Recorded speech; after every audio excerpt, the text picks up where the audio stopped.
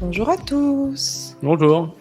Aujourd'hui, on va parler de microservices appliqués au machine learning avec Fabrice. Fabrice qui est notre invité en provenance de Aramis Group. Bonjour Fabrice. Bonjour. Très très contente de vous avoir parmi nous. Alors quand je dis vous, c'est toi.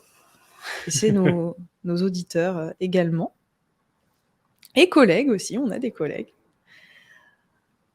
Tac, tac. Alors, on attend encore une petite minute, puis après on démarre. Voilà, on va faire un petit tour d'horizon du concept de microservices et de leur application chez Aramis Group. Ça va, pas trop stressé? Ça va. J'imagine qu'il y a moins de 300 personnes déjà.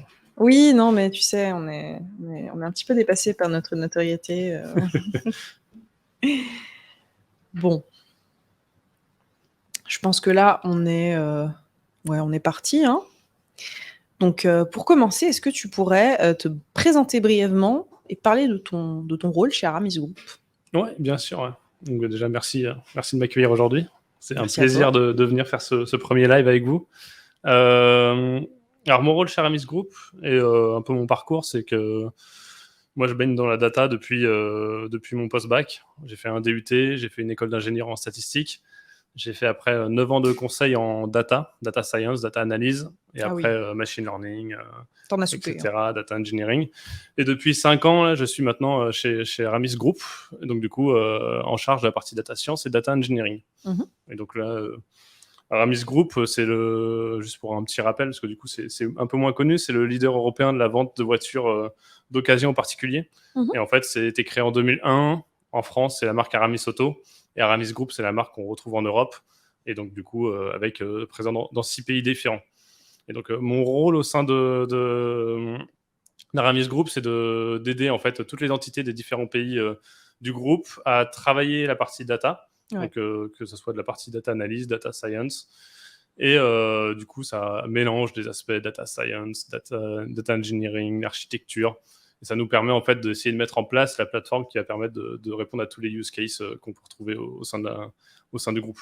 Ce qui est un défi et un challenge pour nous, puisque du coup, on vient historiquement de la partie France. Ouais. Et maintenant, on travaille de plus en plus avec toutes les entités du groupe pour justement développer tous ces produits, tous ces use cases. Ah oui, donc vraiment multicasquette, quoi. C'est ça, exactement, multicasquette. On touche un peu à tout, on essaye d'être le plus autonome possible et on développe en fonction de la valeur client. Ouais. Donc en fait, il y a aussi, t'en as parlé, vous penchez beaucoup sur les côtés data analysis, data science, et aussi il y a un aspect assez hérité en fait du software engineering et du craft en fait qui est attaché. Et justement, c'est ce dont on va parler aujourd'hui.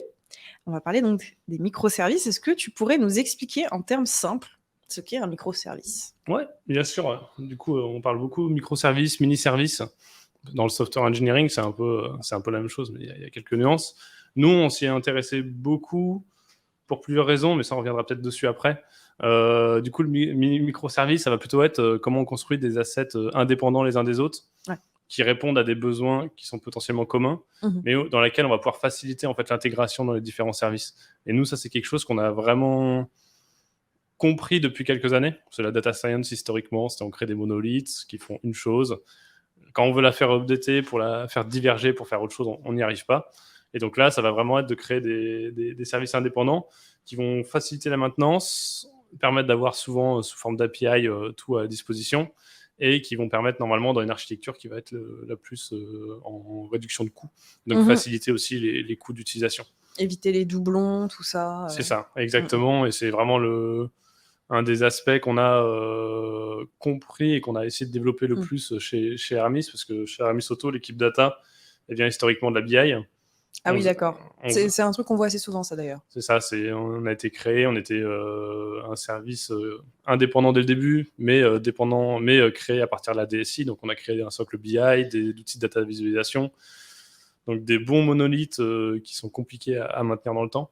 Mm. Et là, depuis peu de temps, ça faisait dans notre logique de recherche des problèmes, on avait des problèmes qui se créaient, notamment sur la partie tout ce qui va être prix des voitures. C'est qu'un client, suivant les endroits où il avait des points de contact avec nous, n'avait pas forcément profitait pas forcément de la même intelligence data science derrière pour avoir le prix de la voiture, puisque s'il passait par le site ou par l'agence ou par l'application, potentiellement c'était pas le même service qui était appelé derrière. Ouais. Et donc là, c'est cette logique-là de microservice qui bénéficie à tout ça, parce que du coup, on peut facilement retrouver tout au sein du même endroit, en fait. Oui, puis garantir un standard vraiment sur la qualité de la prédiction qui n'était pas vraiment possible en fait avant. Alors, je rappelle juste quelque chose à l'attention de nos auditeurs. Moi, j'ai quelques questions que je veux poser à Fabrice, mais si vous en avez, n'hésitez pas à les écrire dans le chat et on va les intégrer pour les poser également, hein, parce qu'il n'y a pas que moi qui suis curieuse. Alors, de ce que j'ai compris, chez Aramis Group, le leadership se positionne de telle manière à encourager l'utilisation des microservices. Est-ce que tu pourrais nous en dire plus à ce sujet? Ouais, bien sûr. Alors du coup, nous, on a une logique assez simple, c'est résoudre les problèmes de nos clients. Donc du coup, on part de la résolution de problèmes des clients et n'importe qui dans notre équipe va passer par même n'importe quel data scientist, ML engineer, va d'abord aller voir les clients, donc on les fait aller en agence, sur le terrain, va aller travailler avec le business pour résoudre le problème client qui va être le plus impactant par rapport au problème qu'on rencontre aujourd'hui. Si on reprend l'exemple du pricing, il était clair qu'un acheteur n'avait pas la même expérience de détermination du prix d'une voiture que le client, ce qui amenait des écarts, des frustrations. Un client frustré va nous mettre potentiellement des mauvais avis et du coup, de mauvaises recommandations, et on arrive dans un cycle. Et donc là, du coup, sur cette partie-là, ça va aider et créer du leadership dans le sens où le data scientist va prendre en main cette tâche. Aujourd'hui, on a créé tout un système de microservices autour du pricing et qu'on s'intègre à n'importe quel système de l'entreprise. On utilise le même microservice, on a ce socle commun et on a même créé deux notions qui sont assez intéressantes dans les microservices et qu'on peut retrouver un peu dans de la littérature. C'est qu'on a, vu qu'on devient un groupe avec multi-pays, on a tenté de créer du générique, des fonctions qui peuvent être mutualisées au sein du groupe, et du spécifique lié uniquement à une intégration qu'on a besoin, par exemple, pour la marque française ou qu'on va avoir besoin, par exemple, pour la marque belge. Et donc, en fait, en gérant différemment ces back-ends de microservices, on arrive à faciliter en fait sur l'utilisation et on va dire un peu créer du leadership, permettre que la data soit au centre de la détermination des différents cas d'usage et du coup d'aider la décision qu'on prend derrière. Alors, on a une question de Sofiane. Sofiane, merci pour ta question, qui est pourquoi microservices plutôt que serverless? Alors, pour moi, je ferais une différence dessus, c'est que plutôt, de mon point de vue, le microservice, c'est plutôt une structuration du code et une structuration des applicatifs où on va créer des endpoints, si on parle en termes d'API spécifiques pour chaque use case. Et ensuite, après, ce back-end de microservice, il faut le déployer. Sur des environnements cloud ou on-premise. Et donc, nous, on a un choix de déployer sur du cloud. Et ensuite, là, après, il se passe deux choix. Le premier choix, c'est de le déployer sur du cloud en serveur physique. Donc, du coup, le déployer de manière pérenne, comme on pourrait le faire sur un serveur qui tourne en permanence avec un applicatif, ou le déployer en mode serverless. Donc, sur du AWS, ça va être sur la fonction lambda, ou sur du GCP, il y a des équivalents. Mais donc, du coup, nous, on le déploie en fait sur la fonction lambda, ce qui fait qu'il devient serverless dans le cas où, en fait, si on n'a pas de serveur à gérer, on n'a pas de saturation à gérer, tout est géré par le service AWS. Et donc, si demain, on a un pic de 1000 appels qui arrivent à la seconde parce qu'on passe dans un JT, donc du coup, tout le monde se met à aller sur le service d'estimation en ligne du site d'Aramis Auto, il n'y a pas de problème parce que le scale est géré par le service qui est serverless. Et donc, du coup, il y a autant de fonctions lambda qui vont se générer que d'appels au back-end. Donc, en fait, c'est vraiment une question d'architecture, le serverless. Et c'est clairement l'avenir dans les modernes data stacks, c'est de passer en fait à une logique où on n'a plus de personnes qui doivent gérer des serveurs, Parce que les cloud providers le font très bien à notre place. Et donc, du coup, c'est pas gérer du serveur, c'est gérer plutôt les use cases. Et nous, en fait, on se préoccupe plus en fait, de cette partie serveur dans notre environnement, quoi. Donc les 2 ne sont pas mutuellement, exclusifs, et vous avez tout à fait la possibilité, de faire du serverless, avec vos microservices. C'est ça. Et on peut faire du serverless sur n'importe quel use case parce que le serverless, c'est uniquement la non-dépendance à un serveur. Et donc, du coup, on peut faire du serverless même sur des traitements en batch à partir du moment où ils tournent sur des environnements qui sont dédiés sur du Kubernetes ou de la containerisation. On devient serverless et on s'évite ça franchit tous les problèmes de saturation qu'on peut avoir dans les systèmes. Eh ben super, merci, j'espère que ça répond à ta question, Sophia. Et du coup, bah, moi, je vais reprendre avec mes petites questions. Quels sont les avantages spécifiques des microservices? Quelles sont, les raisons pour lesquelles vous vous êtes, focus là-dessus? Alors du coup, on a déjà un peu parlé, mais Oui. nous, les plus grosses raisons qui nous ont fait nous intéresser, c'est la multitude des canaux sur lesquels on peut avoir des touch points, où on peut avoir besoin des services. Ce qui se passe souvent, c'est je pense qu'en startup, souvent, maintenant, les nouvelles entreprises qui sortent en startup sont plutôt dans un type microservice first. Et donc, du coup, ils vont d'abord déployer des microservices et ensuite, par-dessus, ils vont mettre soit un front, soit des intégrations dans des systèmes tiers. Nous, on est plus historique, donc forcément, on a du legacy un peu sur certains outils, et on n'avait pas cette logique-là d'être microservice first. Et en fait, pour s'intégrer à d'autres systèmes, pour créer de la valeur rapidement pour les clients, le microservice, c'est la meilleure solution, puisqu'en fait, ça permet de déployer côté data, avec nos data scientists, typiquement un algorithme de pricing, un algorithme de retouche d'image, et en fait, de pouvoir être consommé par différents services dans l'entreprise au moment où eux sont prêts à intégrer des appels en microservices. Alors qu'avant, souvent, en data science, qu'est-ce qui se passait? On créait le modèle, on avait un modèle qui fonctionnait très bien, et ce qu'on essayait de faire, c'est de l'intégrer, souvent via du Java, du PHP, dans les outils internes, et d'intégrer ce modèle au sein d'une DSI, au sein d'un outil interne, ça ne fonctionnait pas. Et aujourd'hui, nous, on a toute une logique, on se dit la data devient un fournisseur de services sur une partie, fournisseur de services intégré à l'entreprise, donc avec tous les aspects évidemment business et proches du métier, mais qui du coup sont intégrés au sein des outils opérationnels. Et on gagne en fait en rapidité et en flexibilité en ayant comme ça, parce que du coup, aujourd'hui, avec tout ce qui arrive, avec tous les nouveaux generative AI et tous les nouveaux systèmes qui existent, ça sort de partout là. C'est ça, c'est que nous, on a envie qu'en fait, si on fait un nouveau service, n'importe qui peut le consommer dans l'entreprise, et qu'on se dise pas, on a développé un code qui va s'intégrer dans cet outil-là, mais à côté, tu peux pas l'utiliser parce que c'est pas spécifique à ton outil. Ouais, non, ça c'est dommage. Donc, on essaye de faire ça. Oui. Justement, est-ce que tu as un exemple qui te vient, un exemple concret qui a été fait au sein de l'entreprise, où un microservice a été utilisé pour répondre à un besoin spécifique? Ouais, on le fait beaucoup. On a fait un choix aussi, pareil, il y a 2 ans, 3 ans maintenant, avec le data scientist de l'équipe, c'est sur tout ce qui est traitement d'image.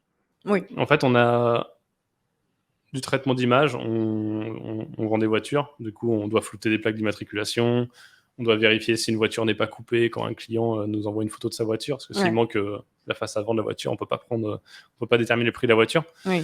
Et en fait, tout ça, on s'est aperçu que finalement, c'était qu'une succession d'étapes, de micro-étapes sur lesquelles on va faire du blurring, donc du floutage, sur lesquelles on va faire un recadrage, sur lesquelles on va extraire les contours. Et en fait, on s'aperçoit que suivant nos use cases, des fois, on va vouloir faire du recadrage et flouter. Des fois, on va vouloir enlever le fond, flouter et après recadrer. Donc, il faut pouvoir faire du à la carte. Et on doit faire du à la carte. Et pour faire du à la carte, finalement, le microservice, c'est le mieux. Puisque avant, quand on avait tenté, au démarrage du stage du data scientist qui travaillait dessus, on faisait des batchs. Mais en fait, des batchs, c'était plus trop à la carte. Parce que du coup, ça a obligé à chaque fois qu'il y ait une évolution, un nouveau partenaire, à changer notre batch. Alors que là, maintenant, on a une logique où finalement, c'est le service qui intègre notre système, qui fournit la carte et qui fournit sa commande de je veux ce traitement-là, puis celui-là pour ce partenaire-là. Et nous, on est dispo, on a tous les endpoints qui sont prêts, tout notre service qui est déployé, quoi. Super.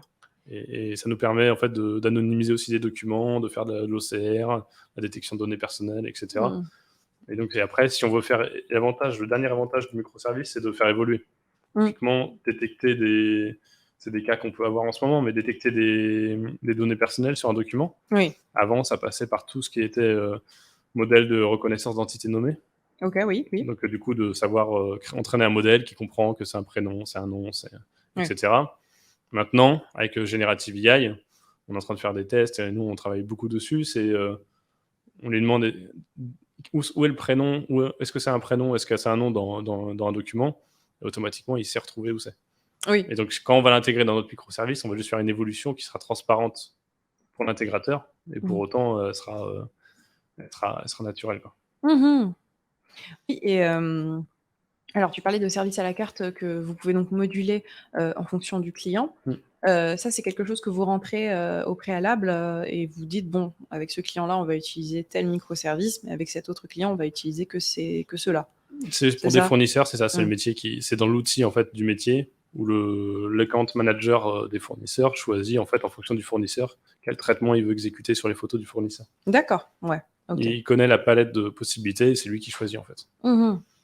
D'accord. Et donc, on a parlé du fait que tout le concept de microservice, il est issu du software engineering, qui est un milieu très réglementé avec beaucoup de concepts, ce qu'on appelle généralement le craft. Et du coup, j'imagine que vous êtes aussi attaché à l'établissement. Oui, à l'établissement. J'en perds mon français, mais en fait, est-ce que ça vous a aidé à établir des standards chez Aramis Group? Parce que moi, je pense que c'est quelque chose dont on a énormément besoin dans tout ce qui va être milieu data science. Moi, personnellement, je viens d'un milieu plus software engineering et souvent, c'est quelque chose que je déplore. Donc, où est-ce que vous en êtes à ce niveau-là? Alors, du coup, à ce niveau-là, on a une logique qu'on a forgée petit à petit. Alors déjà, nous, on code. On vient de la data science et moins du software, donc du coup, on code en Python, qui est le langage que tout le monde qu'on va recruter sur le marché a appris, sait faire. Et après, on a une logique assez simple, c'est on utilise un framework qui est FastAPI, qui permet en fait de déterminer des contrats interface d'entrée-sortie. Donc ça, on sait qu'on l'utilise. Ça, c'est un peu les règles de base. Et après, on n'a pas un standard précis jusqu'au fond du développement, parce que du coup, on laisse la liberté aux équipes de faire du mieux possible. Par contre, on sait déjà que quand on va développer un nouveau back-end, on va mettre du Python, du FastAPI, on aura de la CI/CD avec GitLab, on fera un déploiement sur AWS avec des fonctions lambda. Donc en fait, on a déjà toute cette logique-là qui est prête et qu'on sait ce qu'on veut faire. Par contre, ça c'est un peu le standard. Par contre, on n'est pas dans une logique où le code doit être comme ça, comme si. On n'a pas cette logique-là, cette liberté-là reste, parce que sur des projets de data science, d'un projet à l'autre, de toute façon, c'est un peu dur de mettre des règles rigides vu que ça varie tout le temps. Oui, bien sûr. Après, on va dire qu'il y a quelques... Bon, alors, c'est pas vraiment des standards, mais il y a des bonnes pratiques. Par exemple, le KISS. Est-ce que c'est des choses avec lesquelles vous communiquez, que vous communiquez à vos data scientists, aux personnes qui vont essayer de mettre en place du code Alors, pas jusque-là. On essaie d'avoir des linters, déjà. Oui. De faire déjà des passages de linter pour un peu uniformiser, améliorer le code. On fait pas mal aussi de pré-commit pour éviter un peu des cas de mauvais code. Et après, on n'a pas de bloquant, parce qu'en fait, on se dit, notre objectif, c'est de répondre à des problèmes clients, créer la valeur. Et en fait, une fois qu'on a créé la valeur, s'il faut, on repasse dessus pour améliorer. Oui, bien sûr. Et on se pose la question de, est-ce que c'est un problème qui arrive une fois par an? Du coup, c'est pas un problème. Est-ce que c'est un problème qui arrive toutes les semaines et qui prend une demi-journée à un data scientist toutes les semaines? Du coup, dans ces cas-là, c'est un problème. Comment on peut l'améliorer? Quelles sont les pratiques qui n'ont pas forcément été respectées? On a des microservices qui sont tellement... Certains sont phares, d'autres sont un peu moins utilisés. Et donc, en fait, on n'a pas la même exigence entre les deux, quoi. C'est plus ça qu'on va jouer. Oui, bien sûr, il y a un rapport risque-bénéfice qu'il faut garder en tête, quoi. Avec le temps limité. Rapidité de délivrabilité. On n'a pas une logique... On veut de la qualité. Ça, c'est notre premier cas. On surveille la qualité, évidemment. On veut de la sécurité. Mais après, on fait attention à ne pas faire de la surqualité et du coup de vouloir déployer dans 3 semaines parce que je veux absolument tout faire nickel. Oui, bien sûr. Et qu'en fait, on n'arrive jamais à la fin, on s'en sort jamais, quoi. Oui, forcément. Il faut faire des concessions. C'est ça. Alors, on a une question de Thibaut dans le chat qui nous demande comment gérez-vous les évolutions des contrats d'API avec les appelants et quelles sont les bonnes pratiques pour faciliter la release de ces nouveaux contrats? C'est intéressant comme question. Merci Thibaut. On a testé plusieurs approches. On avait une première approche qui était plus... on s'est dit, on est fort, on va versionner nos API et on va créer des différentes versions. On a commencé avec Fast API et on peut le faire facilement. On a vite arrêté parce qu'en fait, ça devenait compliqué à maintenir. Ouais. Et donc, en fait, on n'avait pas cette logique software engineering de savoir quand déprécier une version. Donc, en fait, ça retardait le problème, on trouvait. Du coup, là, on a plutôt cette logique de... Si notre changement et notre changement de contrat d'interface crée de la valeur, normalement, tous ceux qui l'utilisent et qui s'y intègrent vont y passer et vont vouloir créer cette nouvelle valeur. Donc, du coup, dans le plan de changement et dans les intentions qu'on a dans notre Kaizen, donc qui est notre système de résolution de problèmes liés au lean management, dans la mise en œuvre, on va regarder en fait toutes les intégrations. Puisqu'en fait, on va commencer d'abord par savoir qui intègre ce microservice et du coup réunir toutes les personnes sur l'évolution et réussir à les faire travailler ensemble et prendre en compte cette évolution. Et après, sur des évolutions majeures, on va tenter, on va forcément devoir concilier avec tout le monde pour trouver la bonne date pour passer en production. Et sur des évolutions mineures, sinon on essaie de mettre des contrats d'interface ou avec des paramètres supplémentaires qui sont potentiellement optionnels, ce qui n'impacte pas les développements passés, mais qui permet d'accéder à des capabilities en plus sur le endpoint. Et on fonctionne beaucoup comme ça, c'est sur des caractéristiques par exemple sur des attributs de voitures, donc marque, modèle, etc. Si demain on veut savoir le nombre de roues motrices, on va rajouter un paramètre roue motrice qui est optionnel pour pas impacter tout ce qui a été fait avant, et qui va permettre derrière de le maîtriser. Potentiellement rajouter, oui. C'est ça. Et après, on arrive à les backtester parce que du coup, même si on ne fait pas du software directement, on a quand même une logique assez saine. On a des tests unitaires, des tests d'intégration.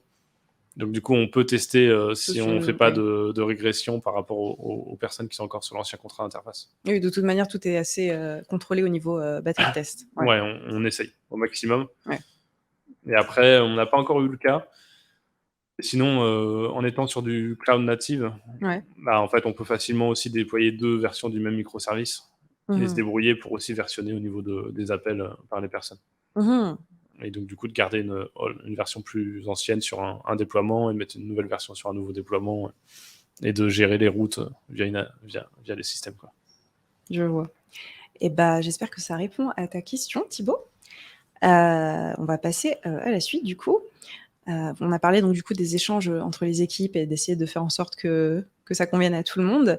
Est-ce que l'utilisation de microservices a facilité, selon toi, la collaboration entre les équipes techniques et les équipes métiers?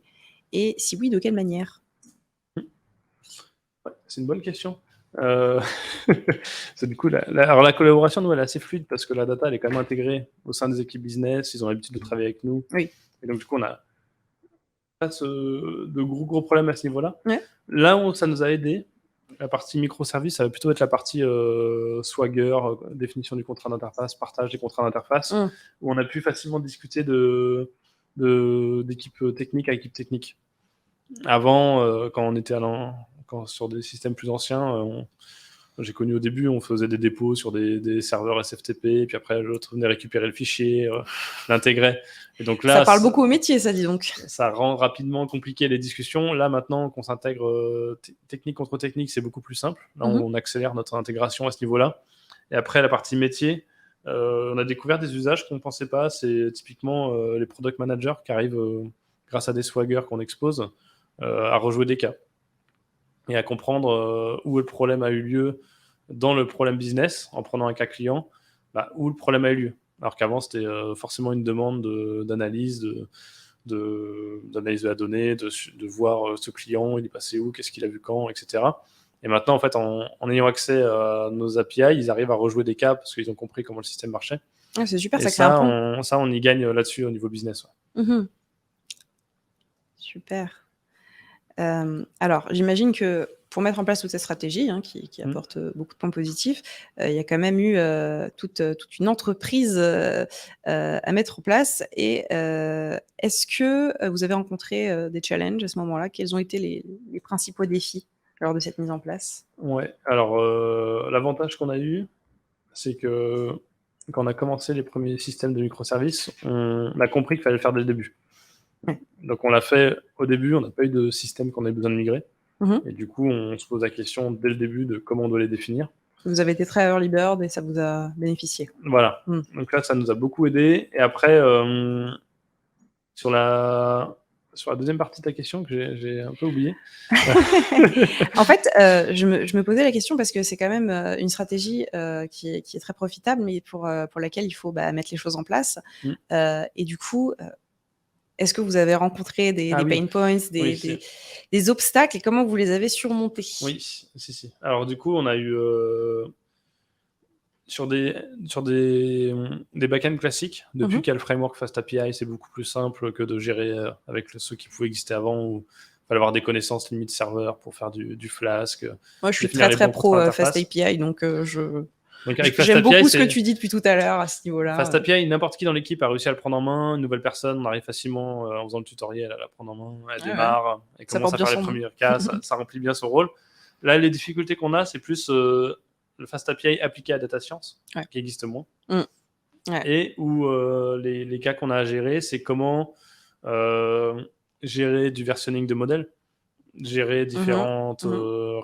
réentraînements du même modèle dans le temps, et donc du coup s'assurer que savoir en fait quel modèle a été utilisé à tel moment, Mmh. savoir rejouer un cas dans le passé, rejouer un cas il y a 3 mois, qu'est-ce que ça donnait, qu'est-ce que donnait cet appel-là. Mmh mh.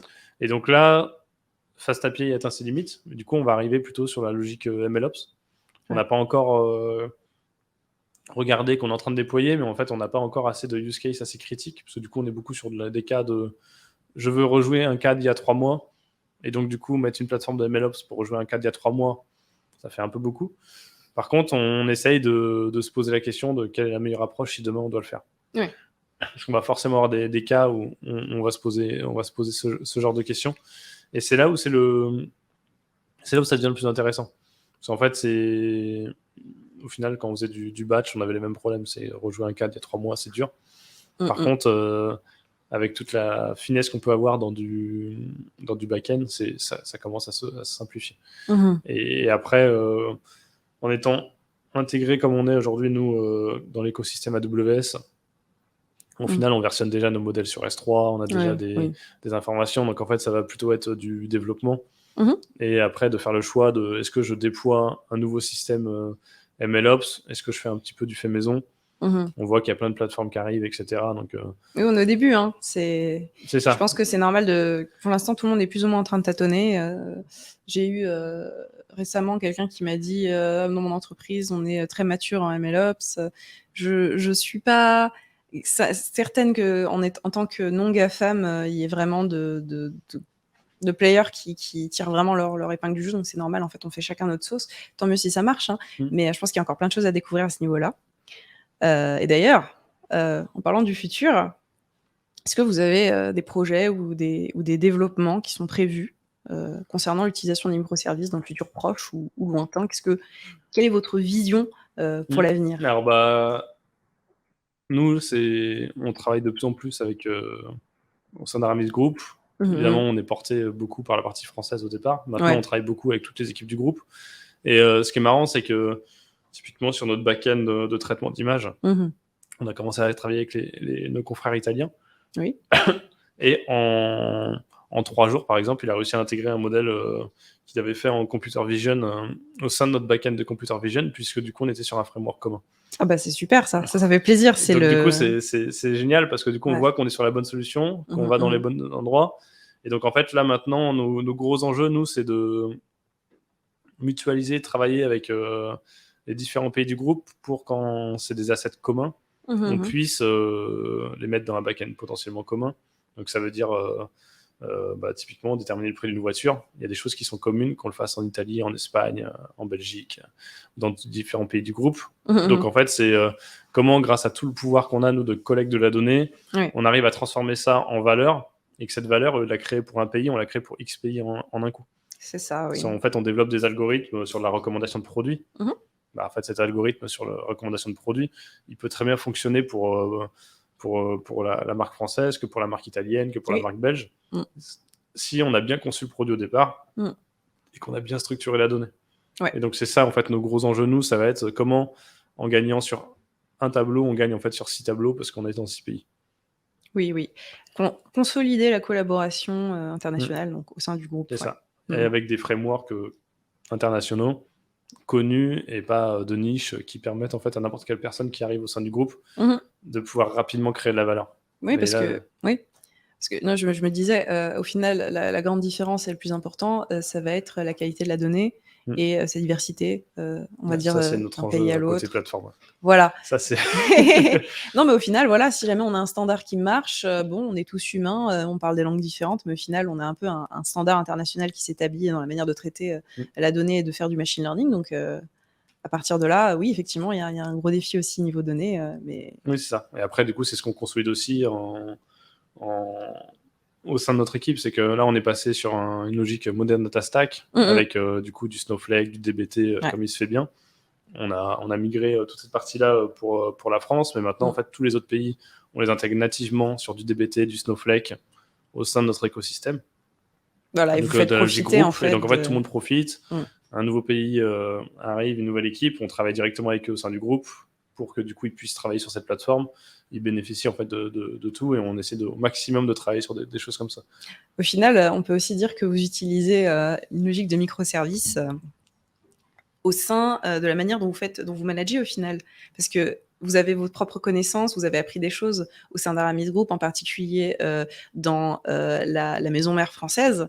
Et au final, en fait, vous avez développé des méthodes de travail qui sont maintenant, on va dire, un peu standardisées, que vous allez distribuer au sein des autres pays qui rejoignent le groupe. Donc au final, c'est un peu du microservice là aussi. Oui, c'est ça. Et puis après, ça permet en fait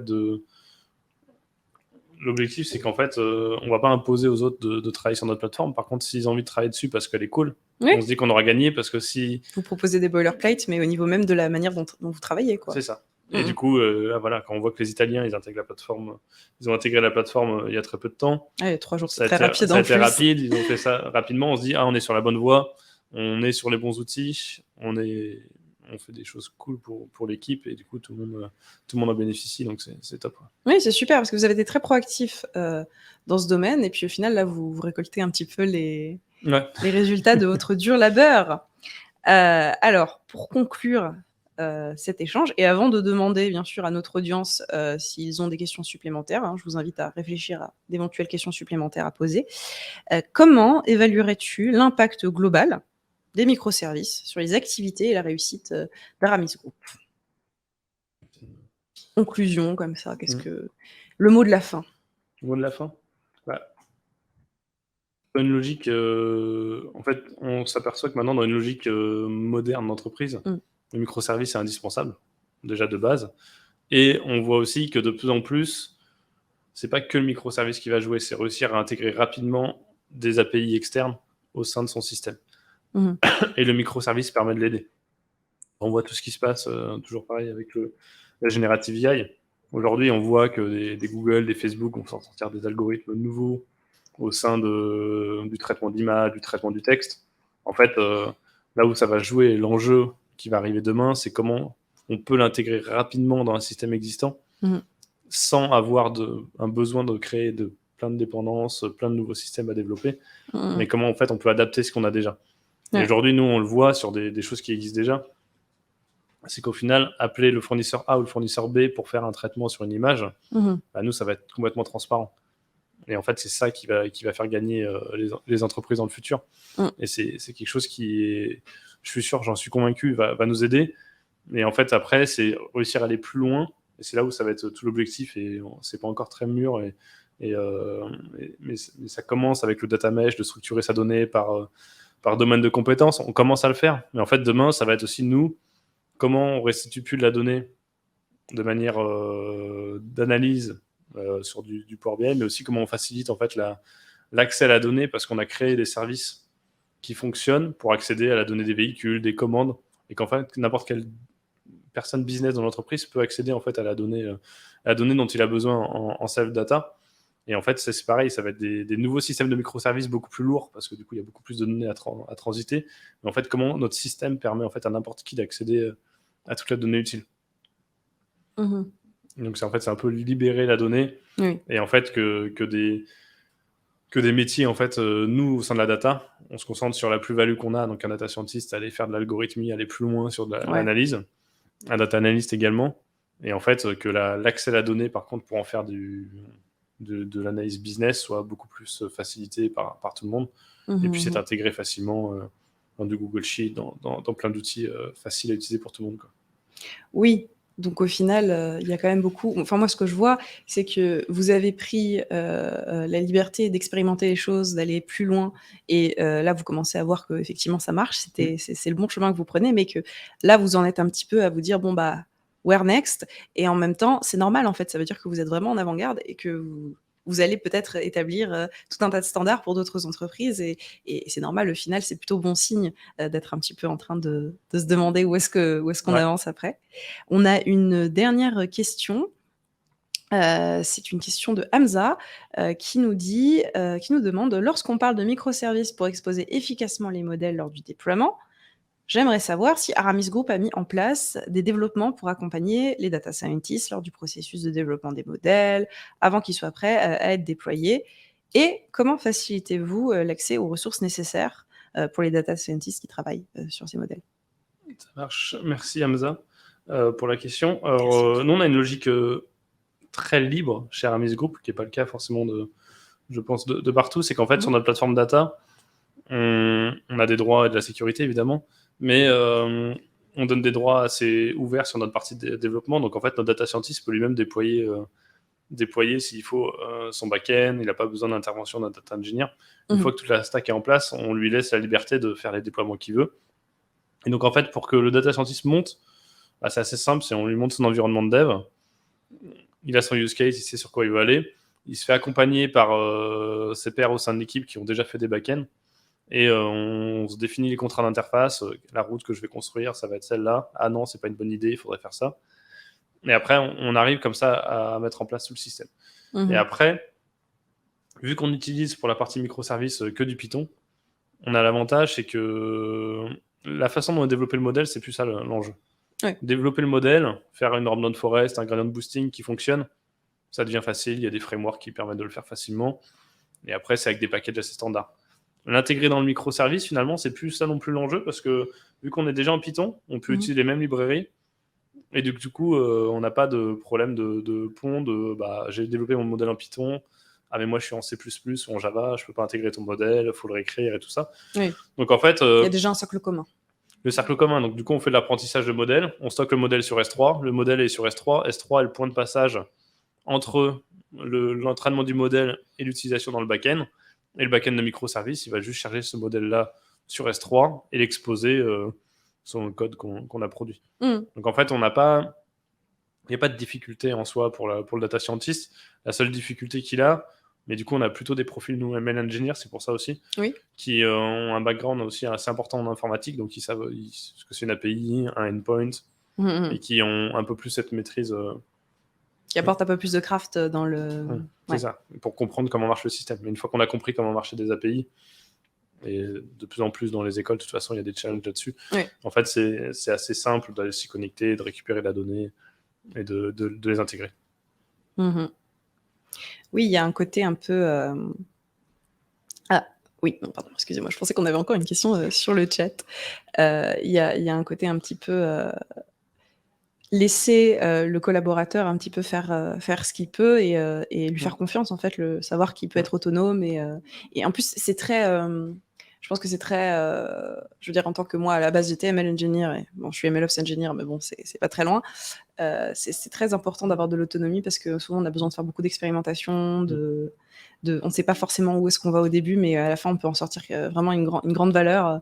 Et voilà, franchement, je trouve ça c'est louable. De toute façon, c'est le modèle de management qu'on a chez Aramis Group, c'est l'autonomie des équipes, et après, l'apprentissage. Et l'apprentissage, pas par des formations qui, des fois, n'apportent pas sur un cas concret, mais l'apprentissage par la réalisation en fait, des différents produits.